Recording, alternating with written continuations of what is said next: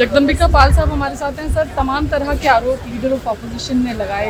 कल जिस तरह से चुनाव आयोग को उन्होंने कहा चुनाव है, वो कह रहा है कि आप ये शपथ पत्र पर लिख कर दीजिए। तो कांग्रेस पार्टी कह रही है कि सब तो पब्लिक डोमेन में उन्होंने आरोप लगाए, कहीं छुपे हुए तो है नहीं, कि शपथ पत्र पर देने की क्या मतलब राहुल गांधी को अब न चुनाव आयोग से, न न्यायालय से, न संविधान में न कोई उनको आस्था है और न देश के किसी प्रोसेस को फॉलो करना।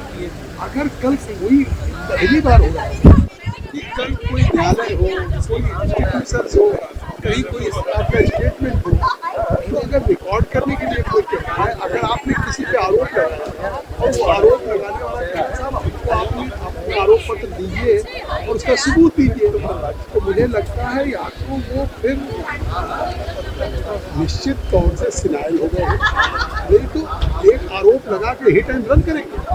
मतलब आरोप लगाया और जब सबूत मांगा जा रहा है तो कह रहे हैं पब्लिक डोमेन में है। इसका मतलब है कि केवल बयान नहीं दे रहे, वो देश की सारी चुनी हुई सारी संवैधानिक संस्थाओं को विपक्ष में भी रहकर कमजोर कर। लेकिन कांग्रेस का कहना है कि इलेक्शन कमीशन जो है वो बीजेपी के कहने पर काम कर रहा है, बीजेपी के कहने पर जो है इस तरह की फजिंग ऑफ डेटा हो रही है। ये कांग्रेस चुनाव आयोग पे आरोप नहीं लगा रहा, ये कांग्रेस जनता का अपमान कर रहा है, उस देश की जनता की जो 3 बार से लगातार नरेंद्र मोदी को जनादेश दे रहे हैं, उस जनादेश का अपमान है।